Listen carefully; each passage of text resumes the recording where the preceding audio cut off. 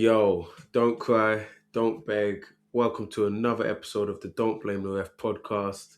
In the blue corner, representing Chelsea, you got me, E-Man. And in the red corner, you got Champions League elect. First time in how many years? What? Electors. Hey, listen. Let me talk about the present. Let me talk about the present. Yeah, the red corner, you got me, Dom. What's happening? well, Dom is looking very, very, very cocky, and off the back of a United 3-1 thumping of Aston Villa. Well, it wasn't completely a thumping, but I never felt that you were in big enough trouble for me to have a successful hate watch. Nah, it was calm, man. To be fair, you gave us the warning last week saying all we had to do is X, Y, Z, and we followed the plan, followed the game plan. I think they're watching the pod. Yeah. Character watching the pod. Well, one thing's Yeah. one thing's obvious is Aston Villa. They, to be fair, they defended deep quite a lot of this match, so they definitely didn't defend as high as they did against Chelsea.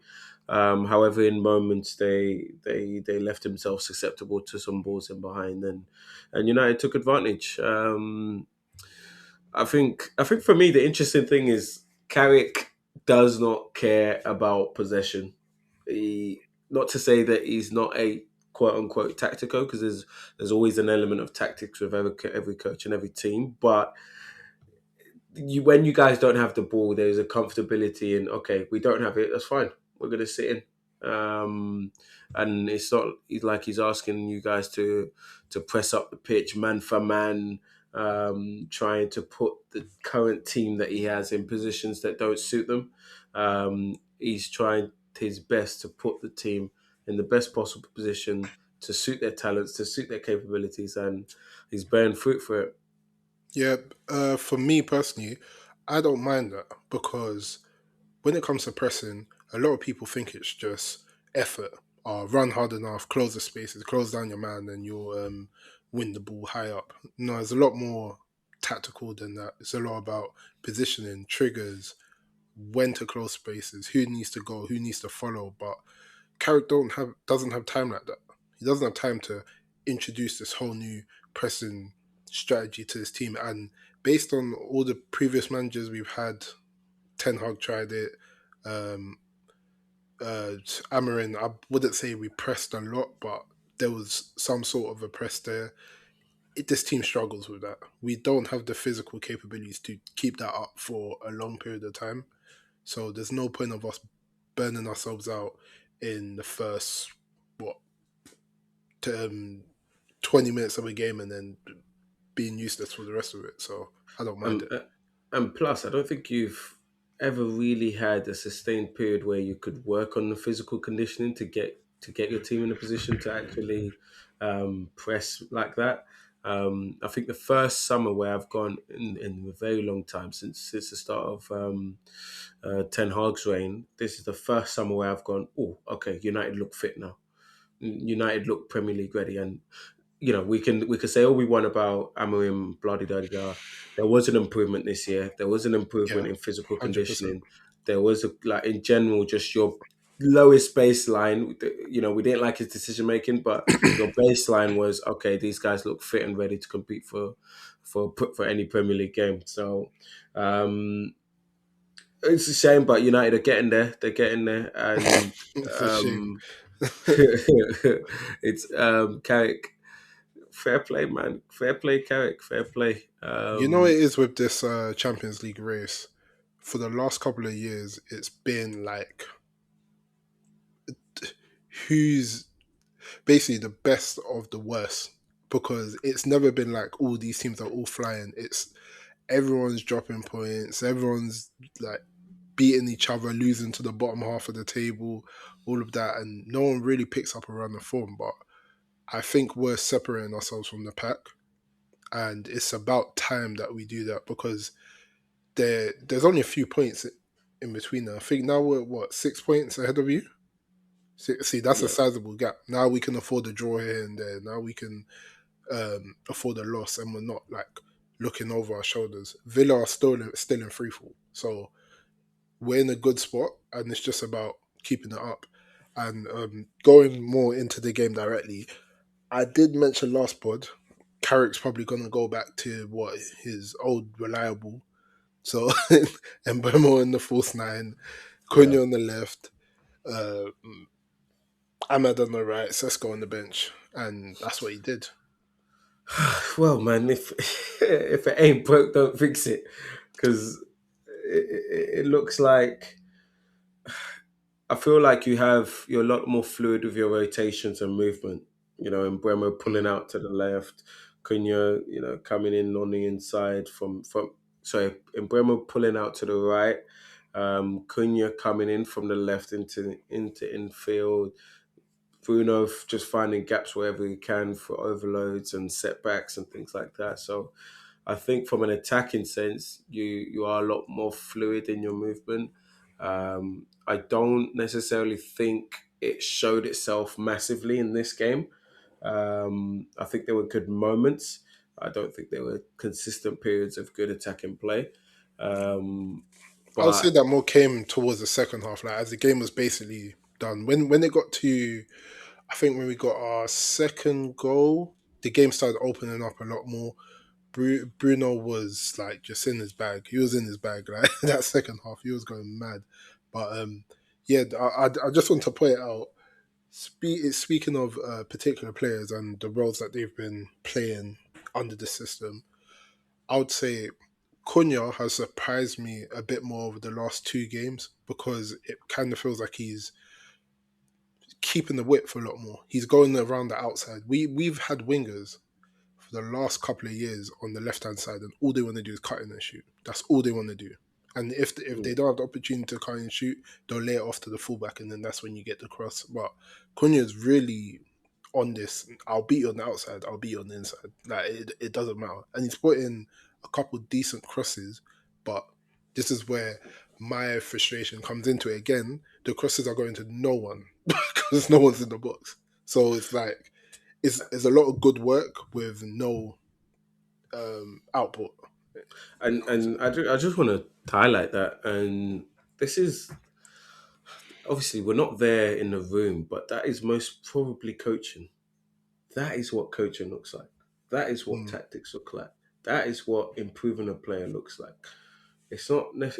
People think it's like this magical thing of, oh, I turn a player into something that they're not, and no, like you hardly ever see stuff like that. But what you do is try and make them more effective and try and see what their weaknesses are and try and give them the information that's going to help them more.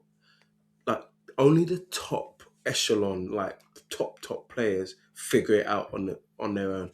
yeah, yeah, yeah. Like I'm being so serious here. Like it sometimes it's so, especially when you're out on the pitch and a player has patterns and things that they've been doing their whole lives. It hardly ever just clicks in their brain and then they start doing it themselves. It's Hmm. most likely coming through repetitive coaching, post match analysis, and constantly feeding this information and training it in training. So yeah, I just want to touch on that, and you can see it makes him way more effective when he stops trying to come inside all the time. Hmm. Yeah, and for me, getting into the key events of the game, I would mainly say that first half it was a lot of nothing, but I did think we were the more comfortable side out of the two of us. We had the big chance with Ahmad with the header. It was fairly tamed. It's not his strong suit, so I wasn't really expecting that to be a goal, but it was a good effort at the moment. And then apart from that, I think we just put good crosses into good areas, and then we just didn't have the striker to make the most of it. Cunha put in a good cross, Bruno put in a couple, Dallo whipped a crazy ball across, and Yeah, then just not, and literally simply just by having someone there, maybe we're 1-0 up in the first half, and it would have been deserved at that point because Villa, you pointed out last week that you didn't rate their team, but that when certain players within this team are not doing it, like are so off the boil, this team looks so flat. When Morgan Rogers is not doing anything, there's no attack. When Ollie Watkins isn't doing anything, then the whole team's blunt. That's it. So now they have no threat. So you're telling me this Villa team, whose defense is already a bit shaky, has zero threat? Mhm. Oh, Mhm. that's barbecue chicken, bro. That's not Easy, even good. Yeah, easy. that's easy. And That reminds me of us not too long ago. and I want to say, like, anyone that spends over 50 million on Morgan Rogers is getting bumped, bro. The guy's not it. Like, I don't want to.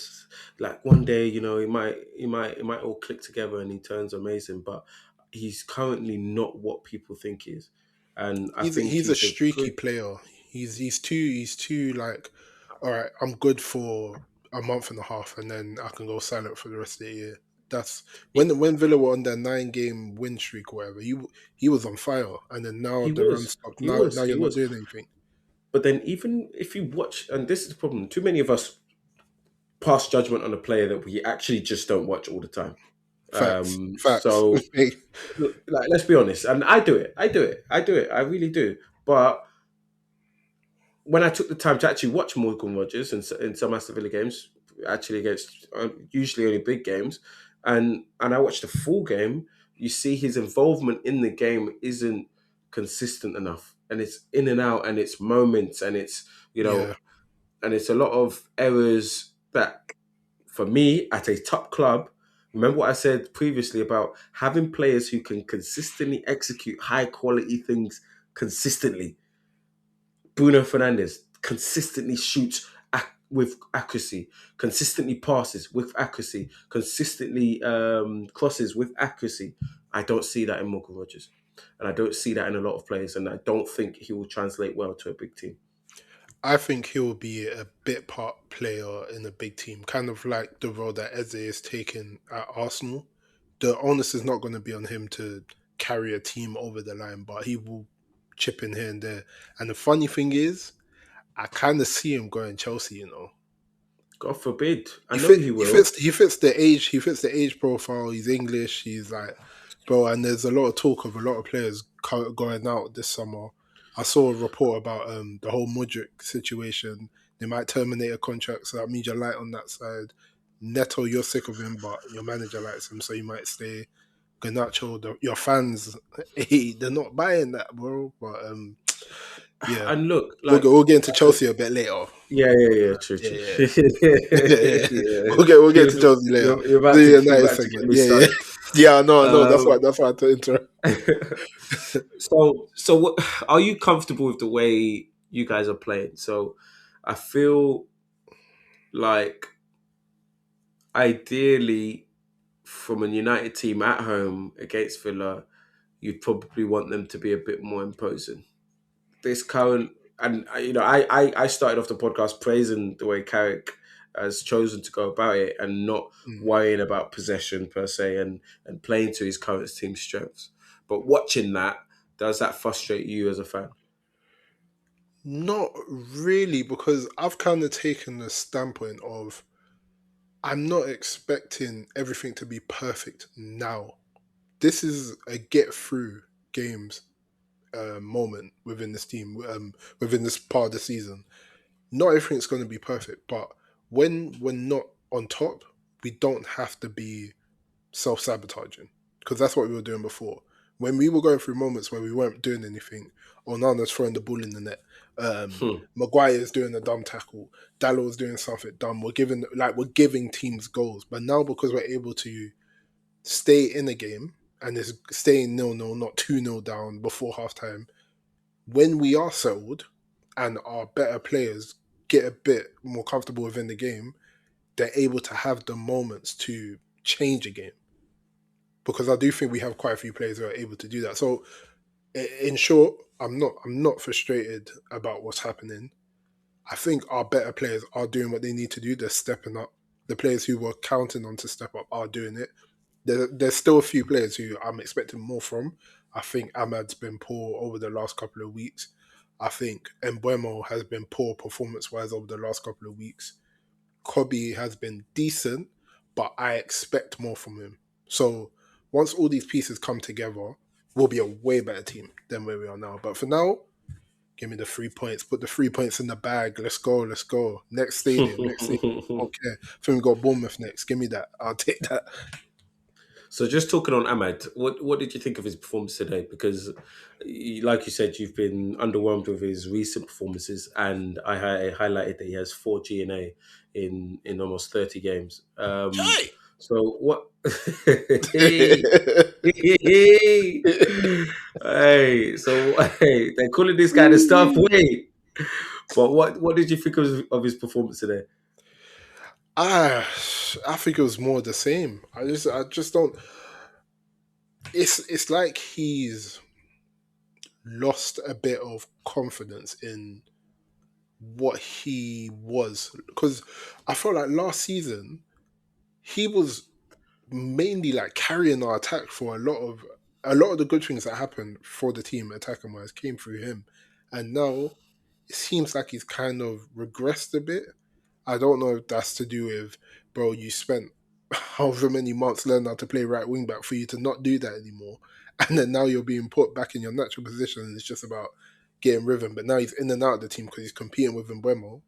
So it's a bit tough. But then I saw him at AFCON. He was good at AFCON playing Mm, right wing. Dude, he was almost player of the tournament. So then it's like, is it just, it might literally just be a confidence thing. Because I know he's got the talent, but he just needs to do a I bit more. thought he Even was. even even sorry, even in the game itself, there were quite a few opportunities where we could have countered, and he just kept messing up the pass.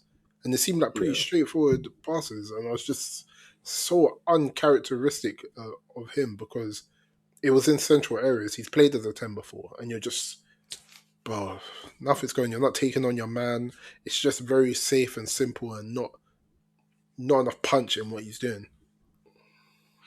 Yeah, maybe it's in that he's currently in that funk, that cycle of Mm. okay, I don't want to make too many mistakes. So I did notice one thing about his positioning, especially when you didn't have the ball. Um, it started to look a little bit Amory, a little bit Amory me, a little bit. It looked a bit wingbacky. Is his position? I've seen Yeah. him like deep on the right hand side with Dallo tucking in, and But the thing is, that's one thing I rate about him, man. He doesn't cheat the game. Like he works hard. He works hard throughout 90 minutes. So even though he's not gonna like half-ass the defensive responsibility. So when it does look like he's playing as a wing back, it's because he's actually doing his defensive roles. He's dropping deep. He's picking up the spaces that Dalot's leaving, and he's going and filling it because he understands what's needed for us to be uh, um, a like a combined, well-oiled machine in defense as well, not just on mm, the attacking end. So mm. that's why I don't mind him playing, even if he's in bad form, only because you know you're gonna get something on the defensive end as well. That's what I would say. So playing devil's advocate, you could say that fans are a little bit, fickle, and there was a lot of focus on formation, tactics, and free this and that. But in moments like today's game, I don't think there's many United fans even noticing that this sort of setup that Carrick has got. And don't get me wrong, it wasn't for the whole game, but that Hmm. you can see moments where he is really dropping deep as if he's playing as a wing back, and surely that's by not just from his own personality. Surely that's by this design as well. Yeah, yeah, Um, we're kind of doubling up on the right. So it's a 4-4-2 when we don't have possession, and so the two wide players are essentially just doubling up on whoever is mm, attacking on that side, and that's so it looks like wing backs. It looks like mm, mm, mm, um mm, mm, that, like, but yeah, it looks a lot more defensive in that shape. But like I said, if we're not pressing, at least we compact defensively and don't let spaces open up. yeah. I have no issues with that. I think what is good about your team is they not all the time, but they screen well. Yeah, Um, yeah, yeah. they do screen well, and it allows it. it doesn't allow the opposition team to just go through the middle. Whereas the way Chelsea midfielders position themselves, especially when they come out to press out of that shape, they don't screen well. Not at all, and it leaves us really, really wide open. But fair enough. Credit to the team. Is there Yeah. anyone else that you'd like to big up for their performance today? Bruno. That guy, man. That guy. We don't He's made. talk about Bruno. Yeah. No. But like, it was talking about the goal, another set piece goal. Casemiro, Bruno. I'm pretty sure they've combined probably like 3 or 4 times this season. Mhm. He even wait. They even it was last week as well. Actually, yeah. Like they must have maybe even 5 times this season they've combined. Bruno, good delivery. Casemiro goal. Like it's great. Even Casemiro himself, he was calm. He was calm, and it's just like, Unc, man, I wish we got you like Just a 5 years just a early. few, yeah. If we signed, Pogba and then Casemiro in the same window, that would be, That's what bro, that that's would what be that's too what much, that's what Pogba needed next to him. Not all bro. this, not this And Casemiro with McTominay, legs, Fred, Casemiro with like that's what he needed next that to would him. have been crazy. But yeah. So I'll say that the second goal was no, then Barkley scored. Balls played across, and then it was a good finish. To be fair, that was a good finish. I've always liked Barkley, but his career hasn't panned out in the way that I thought it was going to. Like Yeah, I thought he was going to go straight to United from Everton. Another Rooney. That's what I thought his situation was going to be. Not as good as Rooney, but just that part. Yeah, it was a good yeah, finish. And then our second goal, Bruno, man, again, like he's just a conductor of our team, man. He makes everything clicks through, goes through him, man. He's actually, and when he starts feeling himself, like I mentioned before, he just does whatever he wants, and it just works. It just works. That pass to Cunha, perfect weight. I 100% knew he was going to score that. I wasn't even worried. Cunha was definitely bagging that. That's another assist, or 2 assists in this game. So I think he's on 16 now for the season. which is mad. Um, he needs 5 more in our last 8 games, I Mhm. think, to break the record. So Like, I think he could do that. And even even in this game, he had the ball that he played to Dallo over the top, and Dallo just skied it for some reason. That's another big chance created. That yeah, ball he played through to Sesko, and Sesko, I think it was a pass. I'm gonna say that was a pass to Ahmad when he tried to slide it across because he opened his body like he was about to shoot, and then yeah. it just whatever.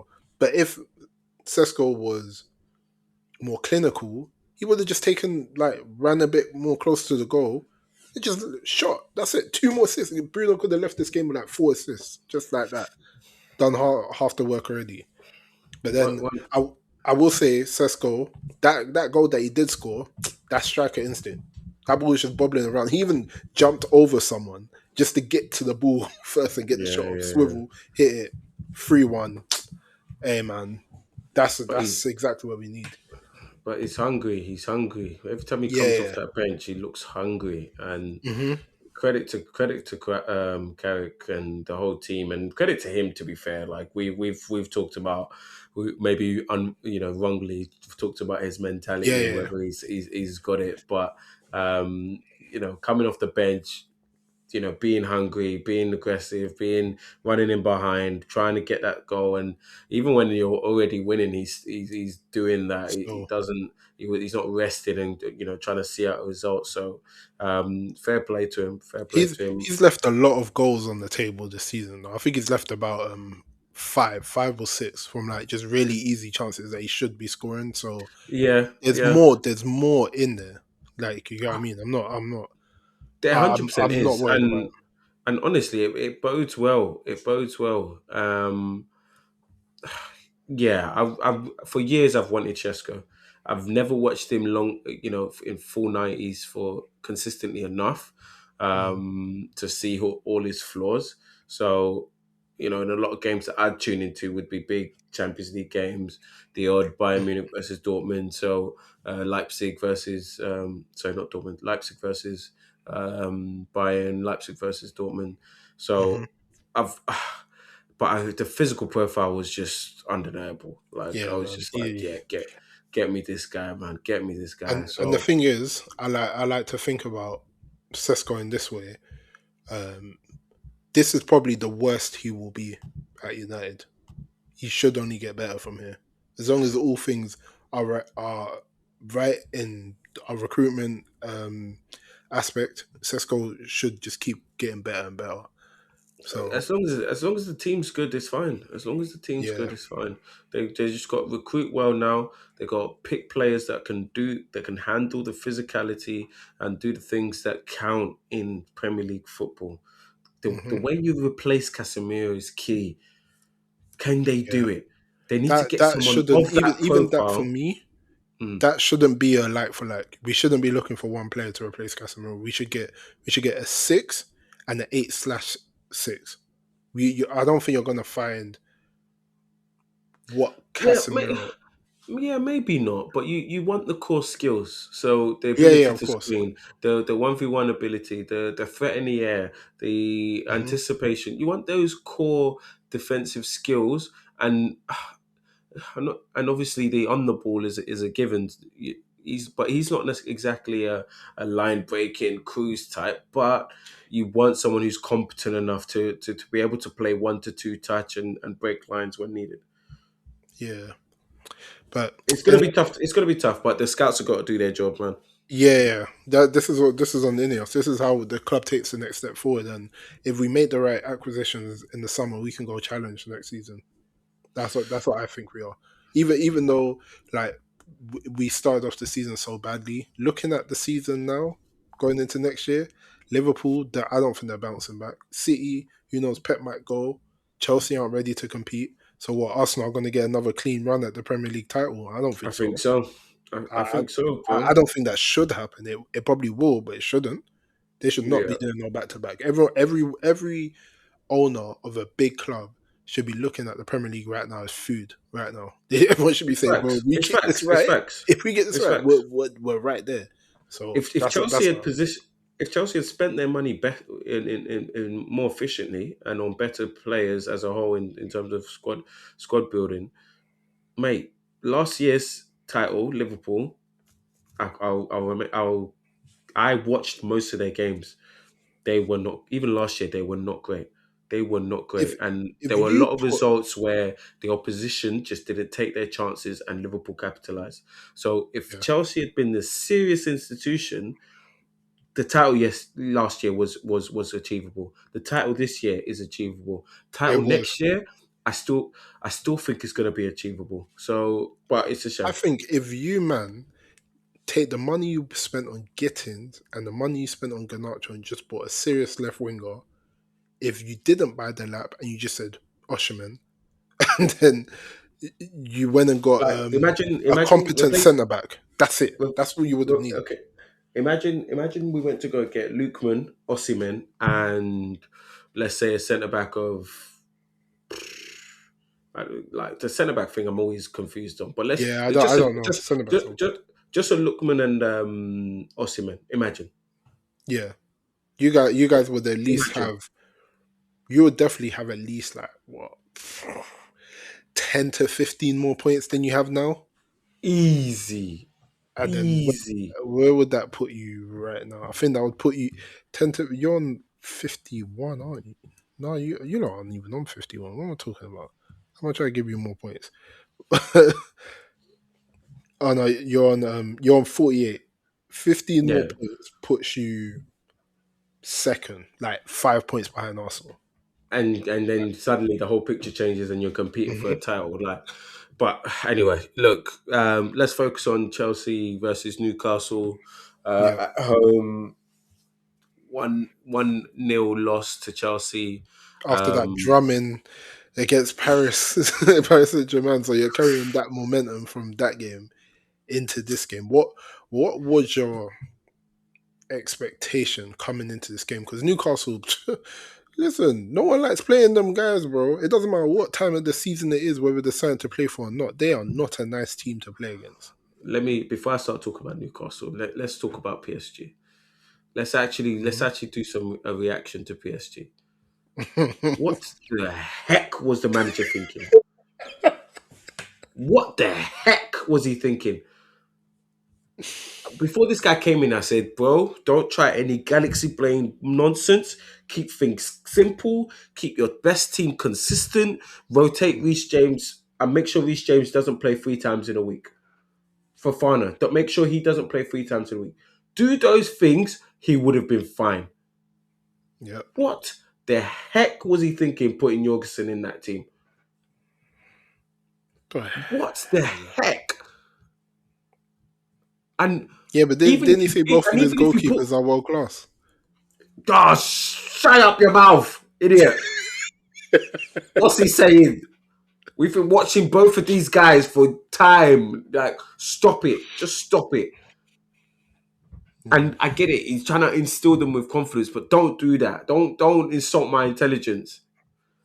Don't do it. Like, and the thing is, I don't even blame Jorgensen. It's the manager that's telling him to play all these short Xavi Iniesta passes.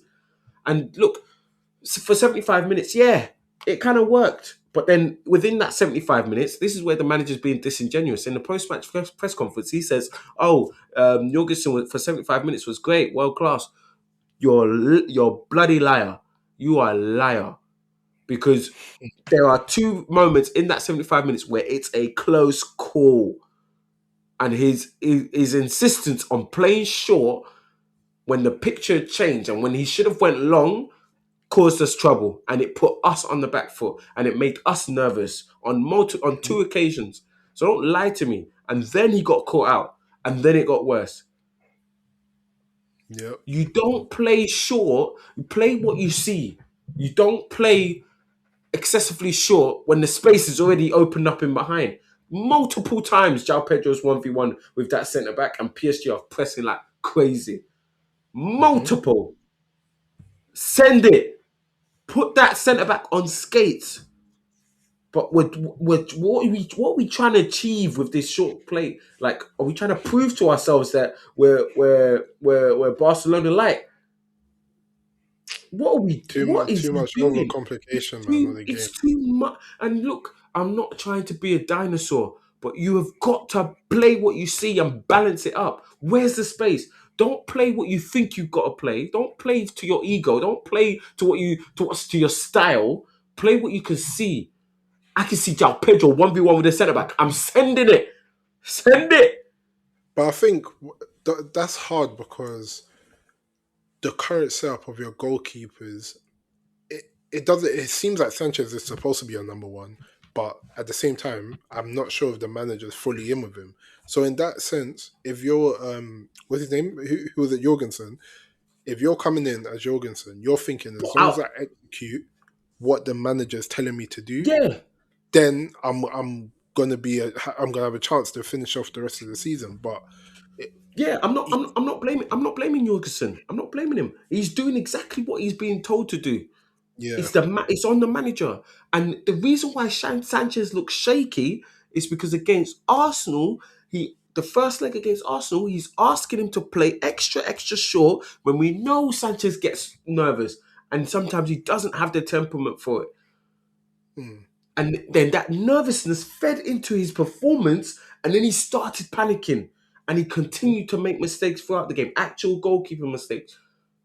But when Sanchez is confident, he doesn't make those stupid mistakes. So you mm, have to play to the players that you have, not to the style that you want to play.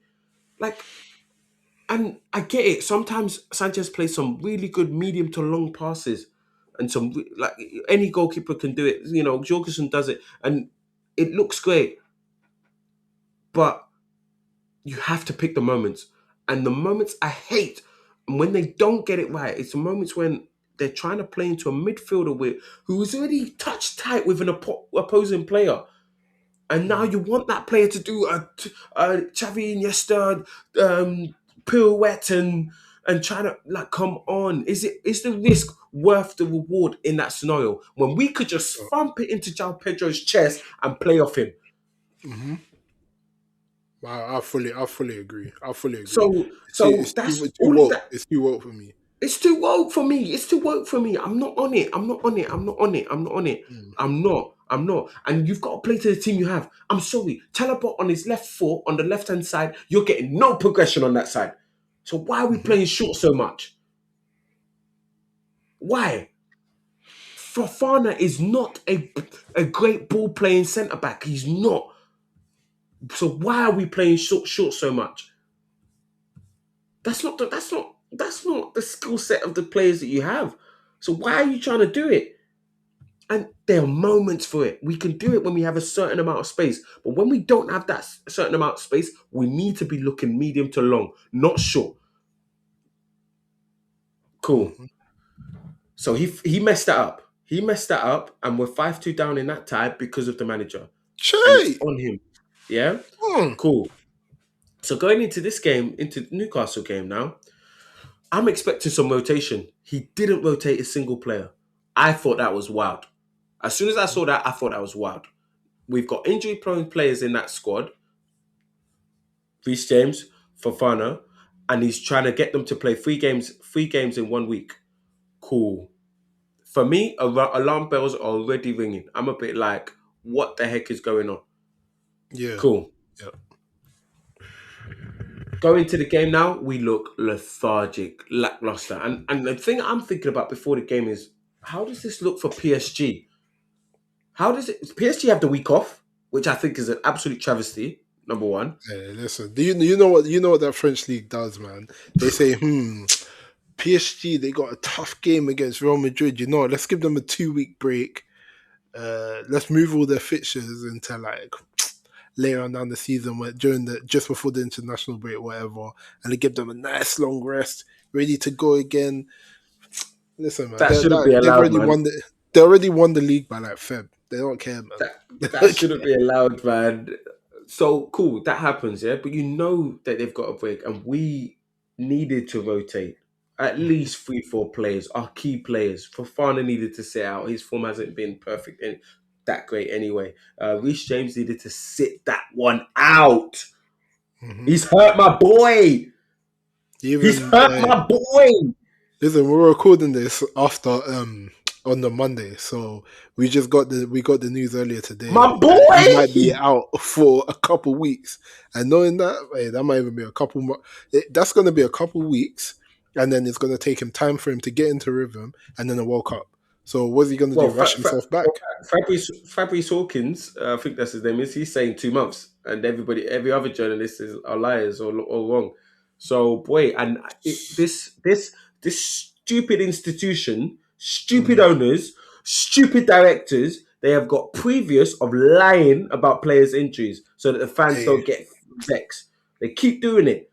They keep doing it. Like Donny's are getting injured. They say, oh, they'll be back in 4 weeks. We didn't see Lavia for the whole of last season. bro, that guy just What did pops you up do with out of him? nowhere. Bro, he's like spam mail, bro. He just pops up out of nowhere and then he disappears. He's just But spam. bro, I'm not having it anymore. I'm not having it. It's those in charge. They sacked the whole strength and conditioning team. They sacked the whole doctors. They sacked all of them, replaced them with their buddies and mates and people they like.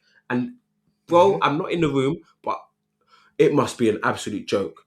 It must be a joke. It Hmm. must be because for 2 years we had mad injury issues, but nobody wants to talk about that. It's not. It's not. It's not on the players. Like, yes, the player has a responsibility to ensure they're doing everything they can to stay fit. Cool, but what like the club are the ones that manage that process. They manage the return to play. They manage the strength and condition. They manage the load. They manage this. For 2 years we had 10 injuries non-stop. Why? And Same you've got culprits mad. as well. You've got same culprits and you've got mad rookies in the backroom stuff. Mad rookies. Donnies we've never heard of. Alright, cool. Anyway, on the game, there's not even much to say about the game. We were tired. Like I Hmm. can tell you, and then for the manager to now decide to go man to man on a press when your team is tired, they're tired. They were tired. I could see that the lack of intensity in press, the lack of intensity in movement, the lapses in concentration. I could see it. For me, 10 minutes in, I would have went, "Hey, you man, sit back. 4-4-2, sit back. 4-4-2, sit back. Wait for them to make a mistake, then we'll hit him on the counter." That's what I would have done. And the thing is as well, when you say tired, that's not even just a physical thing. It's like your your mind also goes with your body at the same time. So there's a space that you know you need to block that line off, but because you're tired, you hesitate in your decision, and then your body reacts slower as well.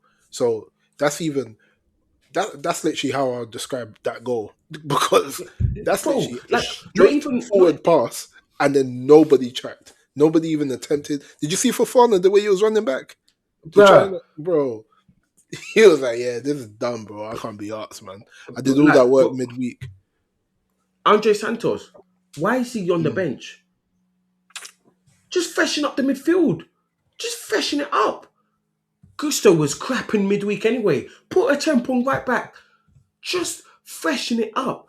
You do those two When was the things. last time a We, Chempon played? I haven't seen him bro, playing in don't a even minute, get me actually. started. This directors and people in charge are so dumb. They're so dumb. They're so dumb. You've got one of the best centre back prospects, and you're not even playing him. And I'm not asking him to play in PSG. Play him in the other games. Play him at centre back. Why is Tosin playing? That guy is not seeing this club past the summer. I know he's not. They're not I keeping think him you're past the gonna summer. sell a Chempong. I think you're gonna sell him. That's It's PSR. bro. That's So why PSR. not say, okay, cool. If you're not gonna play him and you're gonna rank Tosin above him, so whenever it's a sub to be made for a centre back, you bring on Tosin. Why not put the young boy on loan? Let him get some experience and play consistently. Cool. Number two, you go and grab Mamadou Sarr, who's playing every week, week in, week out at Strasbourg, to ask him to come and sit on the bench. What? Does that make sense? Does that make sense? Does that make sense? He's just sitting on a bench. What's the point? And I was thinking, like, we've already got seven centre backs. Why was you bringing another centre back in? That's I honestly, Dom, I don't get it. I don't like. It's very stupid. It's very stupid. Like, I'm not even trying to. It's they're stupid. The decisions are stupid, and it's to the detriment of the team. You've got Saar there. He doesn't rotate it against Newcastle. You can't even use your guy that you use. That you could put Santos, Saar, and Achenkpong. The team looks completely different. Bench Enzo because the guy's not running anyway. Like, that guy on a good day doesn't want to screen or doesn't know how to screen. Now on a bad day when he's tired, you want to ask him to screen. Look at that first goal. Look at the way they drive through the middle there.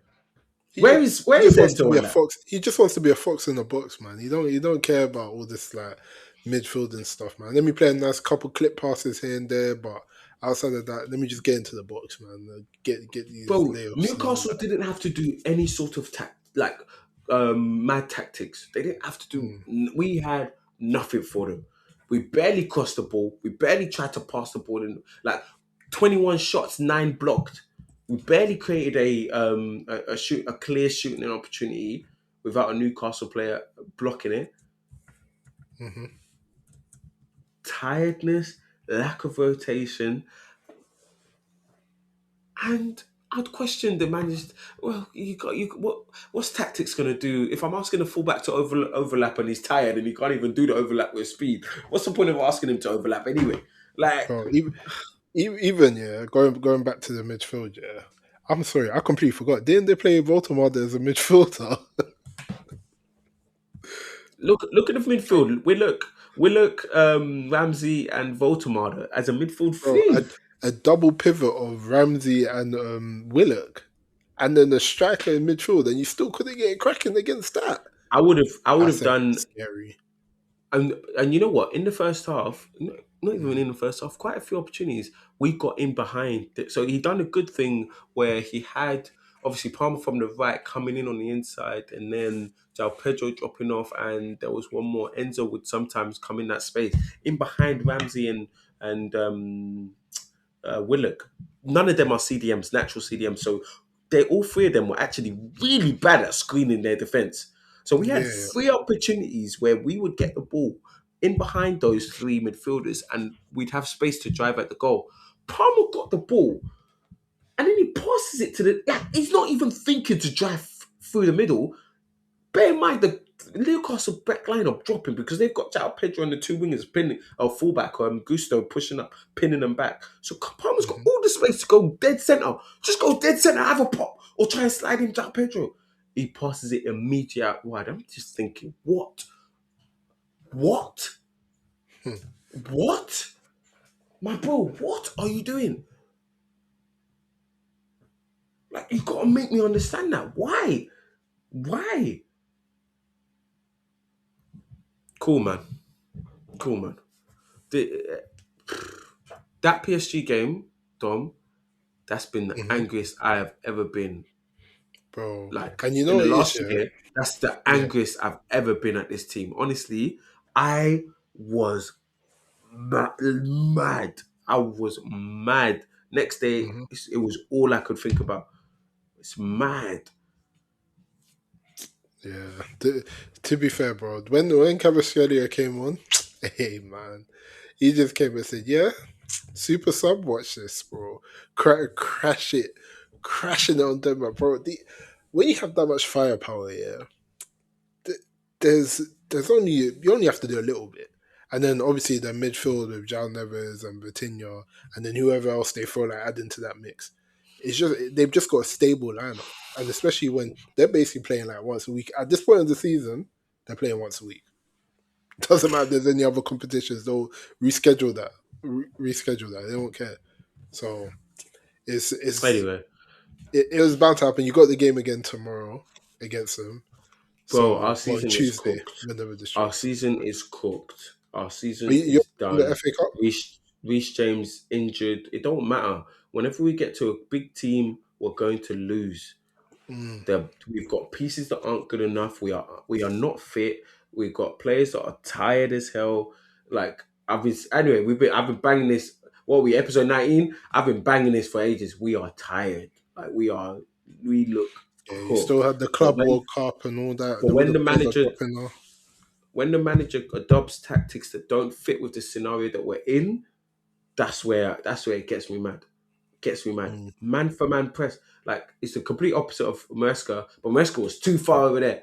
Like Donny's Donny needs to chill. This man for man press, while we are unfit and had 2 weeks pre-season, now people are dropping with muscle injuries. Esteval, Gittins, my boy Reece James.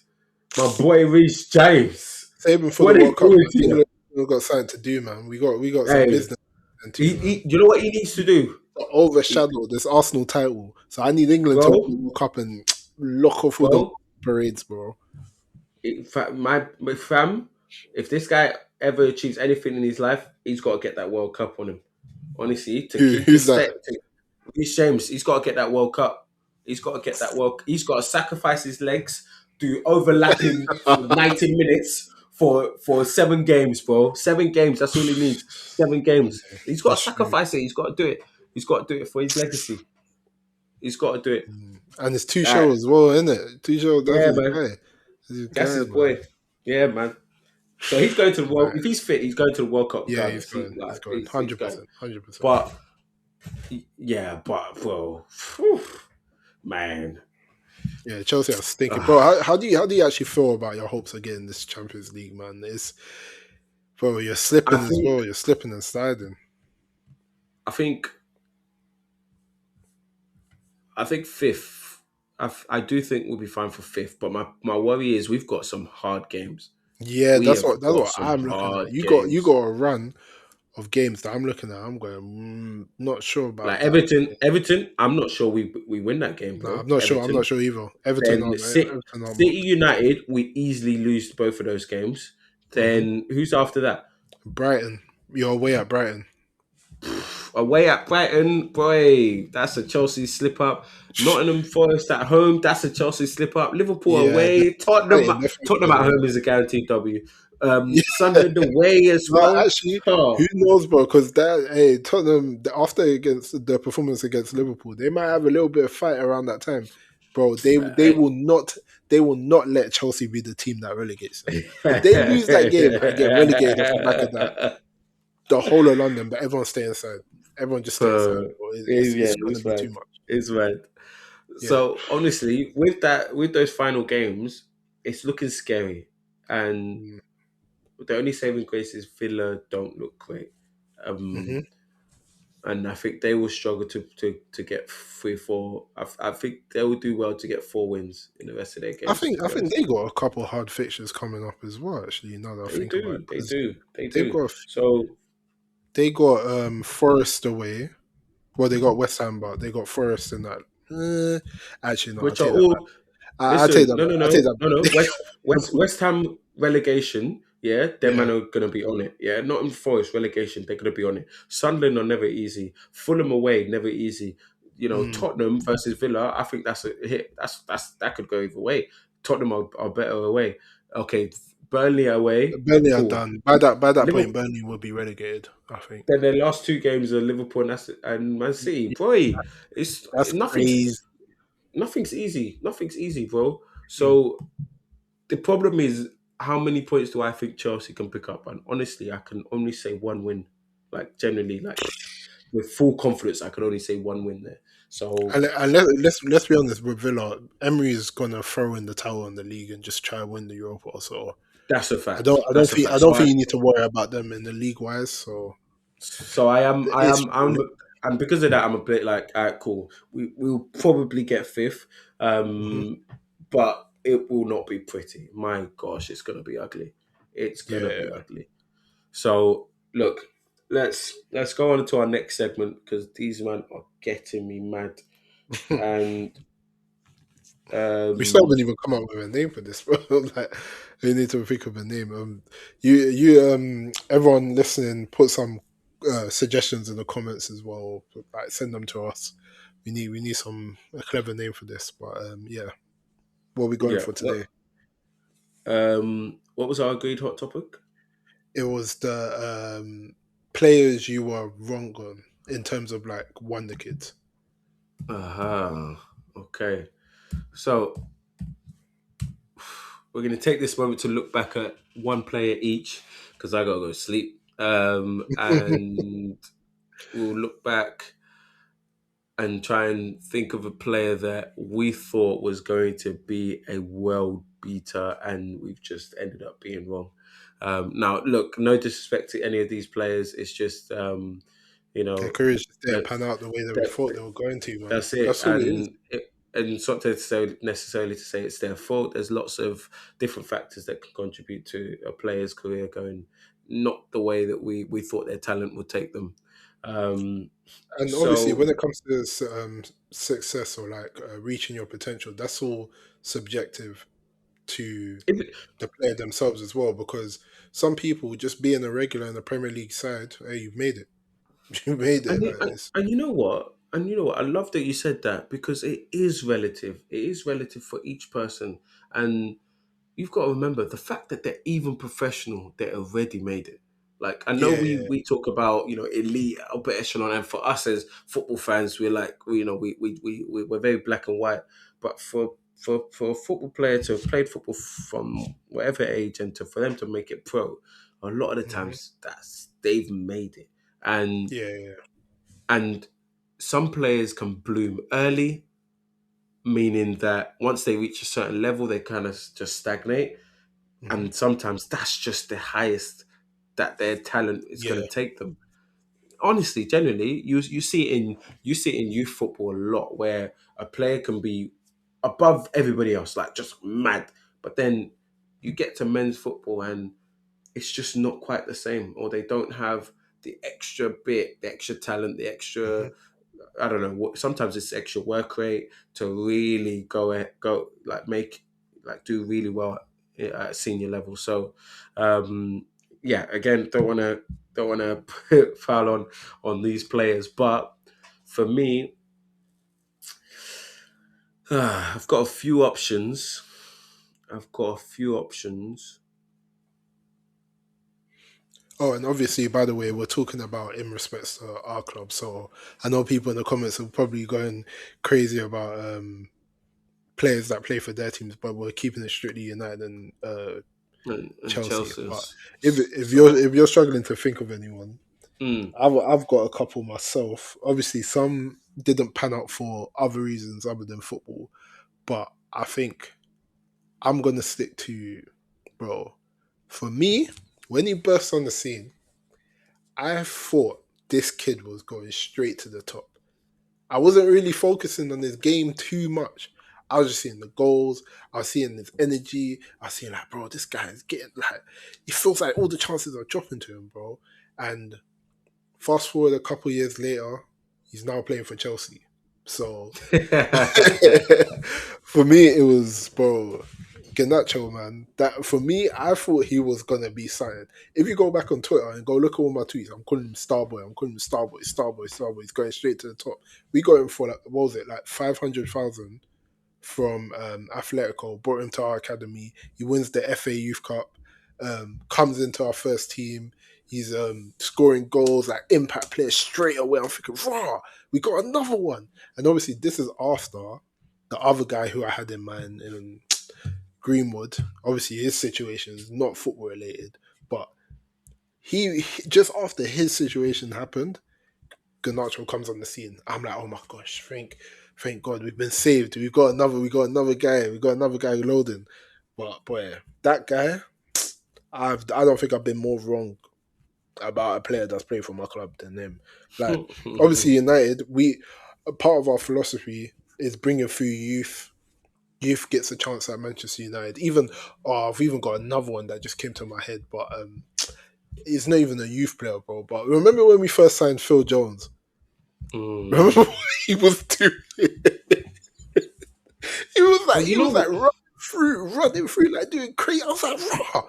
but From he's nah. but this is where I say Canacho and like Phil Jones is different. Hmm. Canacho never had a career threatening injury, so like I Hmm. feel like Canacho is just plateaued and hit a ceiling that he can't quite break through. Whereas Phil Jones, I think he was great. He was going to be. I I thought agree that with was you. He it. was. That I was it thought for it your was centre back. He was gonna be great, and one thing that I do trust when Sir Alex when it comes to young English talents, seven. yeah, Yeah, he was gonna be great, but I think the injuries just messed him up, man. it cooked It him, man. messed And him then up. mentally, he kind of like he he felt. I think he felt his body give up on him, so he kind of gave up as well. And then obviously there's all this other stuff in the background that we don't know about. He'll probably drop a book or something. I would love to know what happened because, bro, I thought Phil Jones was what? I was thinking this is the best centre back I've ever seen in my life. But yeah, Yeah. even the whole thing with Garnacho, he's still young. He's playing for Chelsea. Probably not going to work out at Chelsea. He'll go to Spain and then maybe revive his career. But for now, because of where I thought he was gonna go, I thought he was gonna be our left winger. After Rashford goes, that's it. We got Garnacho for next couple of years, like just ripping it up. Gonna get double goals and assists, like score bangers. Man scored a bicycle kick at Everton. He's done like big goals, trying to get a signature celebration for years. He's been trying, but bro, yeah, man, that's a no Uh, for me, dog. yeah. One thing I will say about Karachi, I just need him to go back to the because like this version, low confidence Ganacho, oh, that's horrible. I need the like Irrational Ronaldo, confidence. yeah, Yeah, irrational irrational. confidence Yeah. Garnacho. I need him back because that kid is the one that done that overhead kick versus Everton. Do you know what I mean? He'd always give you one or two moments of, oh yeah, yeah, this is cold, this is cold. Do you know what I mean? So I this can't lie. version, That one period under United where I don't know if you remember, there was a fan. Um, he made a comment to Garnacho when he was signing his like autograph or whatever, and he said something like, "Oh, like learn how to pass the ball better" or something like that. mm, Whatever, and then that caused a whole big storm and all that. And then from that point onwards, Garnacho understood that people didn't rate him as much as he rated himself. And then since mm, that moment, I remember he scored like not too long after and didn't even celebrate because it was like, bro, like mentally you just wasn't in the right place. And then The whole thing Mm, happened with Amarin, dropped for the final of the Europa League, getting booted out of Manchester United when you thought you were going to be the next Cristiano Ronaldo, and now you have to rebuild yeah, your rep again. And now you're at Chelsea, and the fans look like they're turned on you here as well, bro. You might just have to leave England, man. yeah. That's all it is. He But yeah, should have went to Napoli. He should have went to Napoli. he should Trust me. have, but he thought he was bigger than that. He thought he was bigger than that. He wanted to be in the Prem. The money's all in the Prem. You don't want To to be fair, be. yeah, he definitely wanted to prove United wrong. But Napoli would have been Um, definitely better for his career. But yeah, who have you got? so for me, I feel like I've got a few options. So like I've got the like Josh McEachran's, the Lucas Piazons, those guys, but those guys I never really personally rated. And I say that because I was relatively young, so I never really watched youth football. So I didn't know much about these players. I'll just see them in Hmm. the first team and like I'll just feed off hype that other people were creating. So I didn't really know much Mm. about them. But Ruben Loftus Cheek. Oh my god. Oh, oh. Oh Hey, you know, my I actually had a lot of them. You god. know, you had that FA Youth Cup winning Bro, team. You had their man in that team. that that class of whatever year it was, yeah. I think 90% of them are playing for a top Yeah, club somewhere. Ninety it's percent. It's it was mad. wait Tammy, Dominic Solanke, To, Ruben, mm-hmm, Tomori. Was Tomori part mm-hmm. of that? I Yeah, think so. I think so. it might not have been. I'm thinking of someone else, not Tomori. Who else was part of that team? I But think Gahey was there was a late. few guys. Gahey wasn't part of them, but he was a bit Nah. later. He's a couple years later. But Hmm. man, that team, whoo, Charlie Musonda, I think, was part of it. Yeah. Um, yeah, that team was crazy. I remember watching us pop teams. Oh my god! And Ruben, I thought, yeah, this is Yaya Toure. We found our Yaya Toure. I Nah, he was was like, moving mad. He yeah. was moving mad though. And even when he came into the team, like and you know what, he wasn't a failure. So I never want to say a failed wonder kid. He got to play for Chelsea. He scored a hat trick for Chelsea. He made over 50 appearances for Chelsea. So that for me is a success story. So I felt a little bit bad saying it here. However, Hmm. I was hoping this guy would retire at Chelsea. I thought this guy would play every game for Chelsea. And it's such a shame that we played him in an end of season friendly where he ruptured his Achilles. Are you listening to that, Dom? End of season friendly in whatever country, getting whatever minimal money that the club were looking for. And to be fair, apparently we do that every year. So Yeah. it's not like it was new, but to me, Hmm. it still hurts because it's like number one, it wasn't even competitive. Number two, the fact that he never recovered from that and just continued to have injuries throughout the rest of his Chelsea career. It just, and you could see after a few years of consistent injuries, he just never got his pace back. Like proper pace, like the way he could dribble. For me, those dribblers in centre mid, gold Hmm. dust. What? A man in midfield that can dribble like a winger? Gold. That is gold. If you could add a little bit of that into this team, Yeah. gold. Like that People is don't understand. Yeah, like when we do the whole I not even eye test, but when we do the whole thing where we rate certain players higher than others, and it's not on a stats basis. When you have the ability to dribble with the ball at your feet, yeah, you look better than everyone else on the pitch. It doesn't matter. Like if you're able to just pick up the ball, drop, boom, boom, boom, gone. Like, bro, you look like you're 10 steps ahead of everyone else. Don't get me wrong. I rate the line breaking passes and all that, but line breaking passes, yeah, it's a new generation thing, bro. Mm. Players been doing that. Man, it's just called passing forward. It's called getting up there. Like, you know what I mean? It was just pass it to the winger, give it to the striker's right there, just give it to him. That's what it was. But now we have to add a line breaking. How Mm-mm. many players does this pass eliminate? Like, bro, it's too woke. It's too woke. If I've But got the then ball and you can't tackle me, I'm better than you, bro. If I could just facts, spin around, I'm facts, just better than you, bro. facts. And this and Like, this is and this is why Pogba in this country never got the ratings he deserved. Like, nah, I'm man. sorry, Donny. Like, regardless of what they thought of him, the things he was doing, they could never separate that from what they perceived him to be. Ever, Hmm. he could have great game without scoring or assisting, and they nick the ball off him in the 90th minute and score the other end, and United lose, and it's his fault.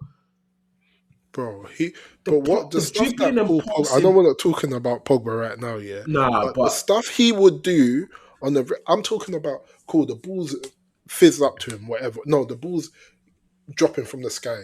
He'll bring it down on his right foot, first time left foot, ping right into Rashford's running path. Perfect ball. Nobody is doing that, bro. What football player is even doing half the? I, bro, I Pogba always was a say this. unicorn. I He want was a people, yeah. unicorn. I want people right now, especially with the current state of football now. I want you guys, all these players who you may have had agendas on, or you might not have rated that highly in the past.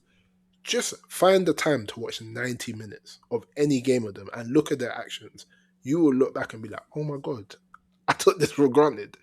I can't believe I took this for granted." But yeah, that's a whole other thing. So So your so player was so yeah. So focusing on Loftus Cheek, yeah. yeah, The Loftus reason Cheek. why That was it. I rated him so much is he could tackle, he could dribble, he could run, he could shoot, he could pass. Hmm. Not necessarily like a playmaker, but he could pass to a decent level. Like, the kid was just dynamite. And I loved his confidence. I Hmm. remember him dribbling through the middle of Manchester City's teammate. Oh, he was amazing. And he has this like one touch thing around the corner that he does, back to goal, Hmm. one touch, boom, spin, and he's gone. And no man was catching him. Ruben Loftus Cheek. I'm so gutted for you that you didn't get to retire at Chelsea and be a Chelsea legend. But regardless, like, big up him. He got to play for Chelsea. He achieved his dream, um and Yeah, he won right a now he's trophy with playing, bro. Chelsea. He's playing for AC Milan. That's not no small club. Like Yeah, yeah. AC It's Milan, for me growing up here, AC Milan was a madness. What Ronaldinho, Seedorf, Gattuso, Pirlo, Ron R9, Inzaghi, Maldini. Like, bro, Milan is not no joke thing. So for you to end up over there, especially with Tomori as well, you got your people there, bro. That's big. That's big, bro. it's big. It's big. There's only a couple hundred players in the top five leagues playing, and you're up there. So Yeah, like it's I said, big. it's all subjective on whether you define it as making it or not making it. So yeah, well, Yeah. let us know. Let us know who you guys think are any failed wonder kids that you actually really thought was going to go straight to the top. But yeah, so let's finish up Man. on our last segment of Don't Blame the Ref.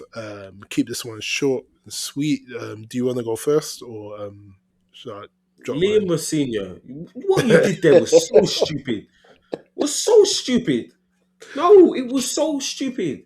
And why do you want your goalkeeper to be so involved in the game?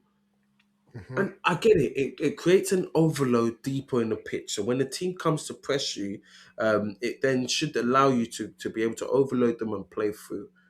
But what he forgets is the principles of football, and the principles of playing out from the back. Yeah, you can either Hmm. go through, you can go around, or you can go over. Hmm. He completely ignored through. Sorry, he completely ignored over and around, and he Hmm. consistently tried to play through.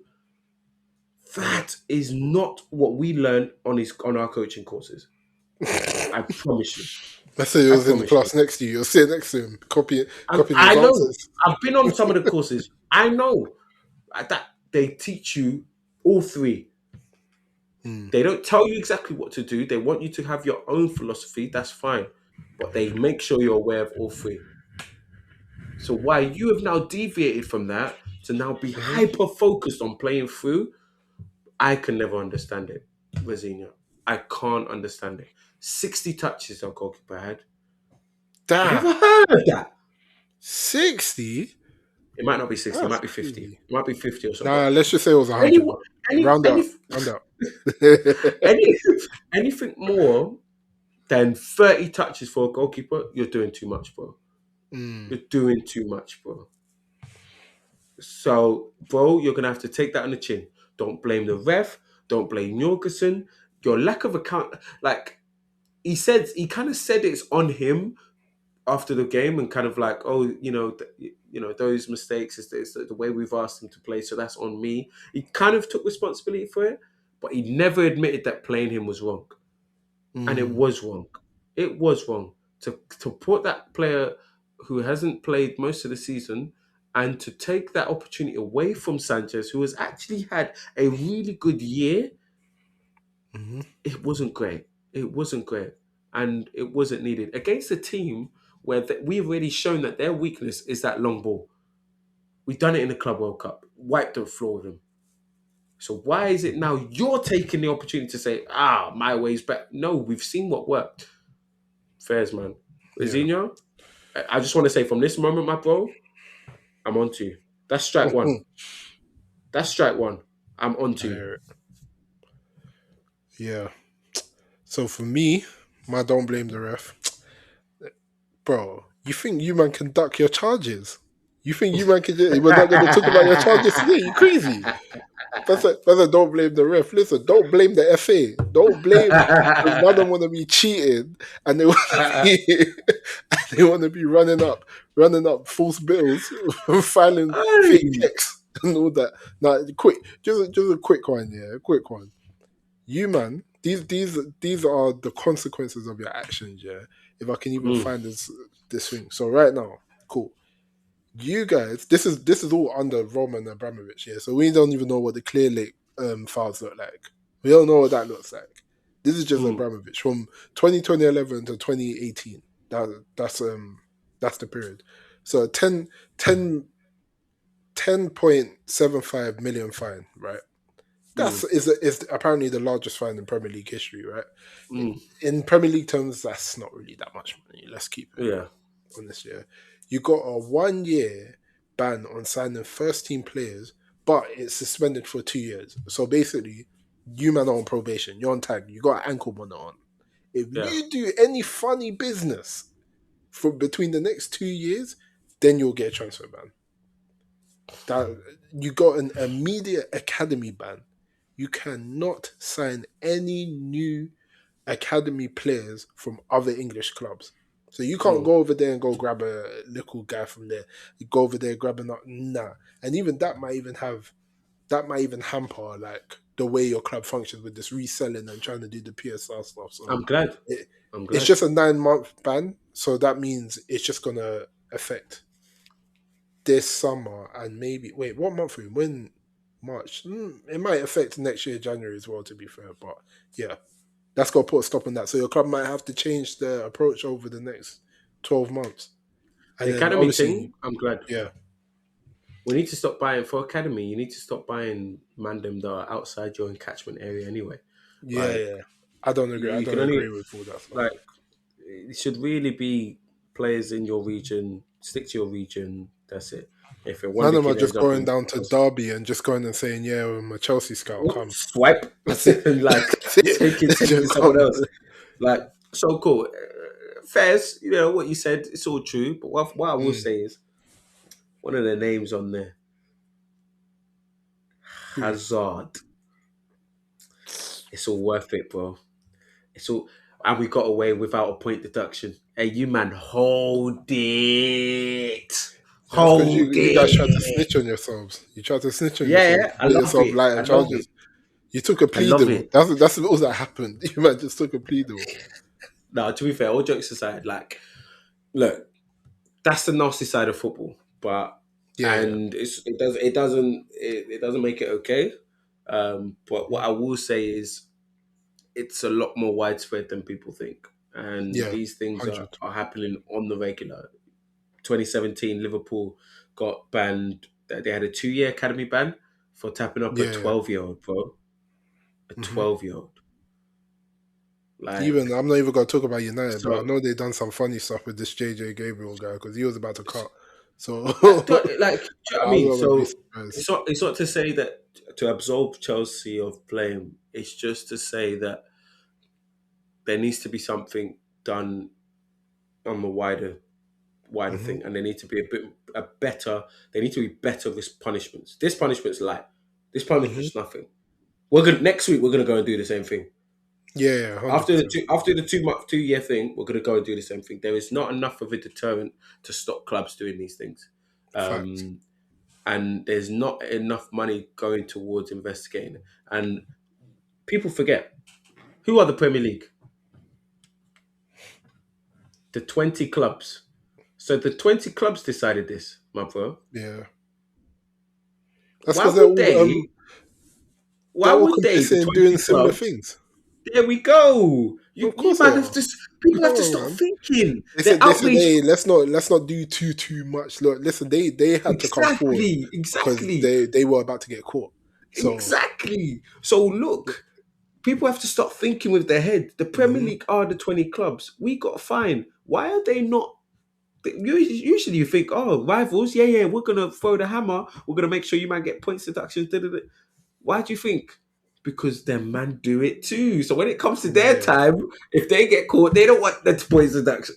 Bro, of it's like course, I'm not even trying to be like conspiracy theories. I'm just using two and two and trying to put sense to it. Like, of so course. Chelsea, don't blame the ref. You man were moving mad. Yep. We were putting like 10 mil in offshore accounts. Apparently it was totaling 47 mil. How can the fine be less than the amount that we smuggled? Crazy, crazy that, stuff. that don't even make sense to me. Mm, that's crazy stuff, man. All right, But yeah. man. Thank you all for Anyway, tuning in to this episode of the Don't Blame the Ref podcast. Hey, it's been E-Man and it's been your boy Dom.